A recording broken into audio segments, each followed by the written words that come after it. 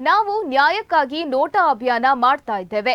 ಕರಪತ್ರದಲ್ಲಿ ಅನ್ಯಾಯ ಮಾಡುವುದು ಅಪರಾಧ, ಅನ್ಯಾಯವನ್ನ ಸಹಿಸುವುದು ಮಹಾ ಅಪರಾಧ ಎಂದು ನಮ್ಮ ನೋಟಾ ಅಭಿಯಾನ ಕರಪತ್ರದಲ್ಲಿ ಉಲ್ಲೇಖಿಸಿದ್ದೇವೆ ಎಂದು ಧಾರ್ಮಿಕ ಚಿಂತಕ ತಮ್ಮಣ್ಣ ಶೆಟ್ಟಿ ಹೇಳಿದ್ದಾರೆ.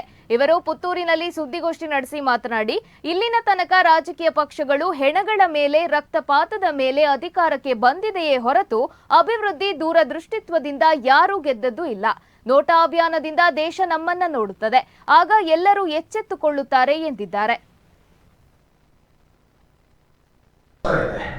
ಈ ಕರಪತ್ರದಲ್ಲಿ ಅನ್ಯಾಯ ಮಾಡುವುದು ಅಪರಾಧ, ಆದರೆ ಅನ್ಯಾಯವನ್ನು ಸಹಿಸುವುದು ಮಹಾ ಅಪರಾಧ ಅಂತ ಬರೆದಿದೆ.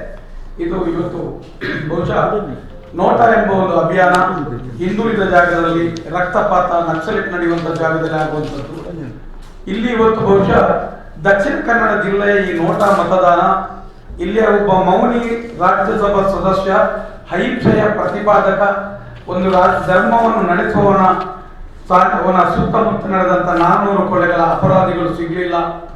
ಮತ್ತೆ ಆತನ ಬಡ್ಡಿ ವ್ಯವಹಾರದ ಬಗ್ಗೆ, ಚಕ್ರ ಬಡ್ಡಿ ದಂಧೆ, ಜನಸಾಮಾನ್ಯರು 32 ಲಕ್ಷ ಫಲಾನುಭವಿಗಳು ಇವತ್ತು ನರಕದ ಕೂಪದಲ್ಲಿದ್ದಾರೆ. ಇದೆಲ್ಲದರ ವಿಚಾರವಾಗಿ ಇವತ್ತು ನೋಟಾ ಅಭಿಯಾನವನ್ನು ಆರಂಭಿಸಿದೆ.